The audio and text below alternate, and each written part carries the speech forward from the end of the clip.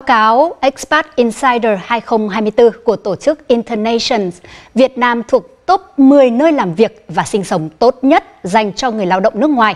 Xu hướng này thúc đẩy sự phát triển của các dịch vụ và tiện ích đáp ứng nhu cầu ngày càng cao của người nước ngoài.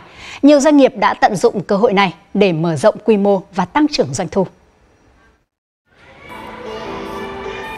Từ một cơ sở tại Hà Nội, nhà hàng Hàn Quốc này đã mở thêm 3 chi nhánh trên cả nước để đáp ứng được nhu cầu ngày càng cao của khách hàng. Nhà hàng đã thu hút được tệp khách Hàn Quốc cố định nhờ các món ăn chuẩn vị truyền thống và mức giá phải chăng. Đồ ăn Hàn Quốc ở Việt Nam có giá khá cao và tôi muốn làm cho nó trở nên hợp lý hơn để cả người Hàn Quốc và người Việt Nam đều có thể thưởng thức. Mục tiêu của chúng tôi tại Việt Nam là mở thật nhiều quán, cụ thể là 100 chi nhánh. Chính phủ Việt Nam đã tạo điều kiện tốt để người nước ngoài kinh doanh và điều này cũng có lợi cho các doanh nghiệp như chúng tôi.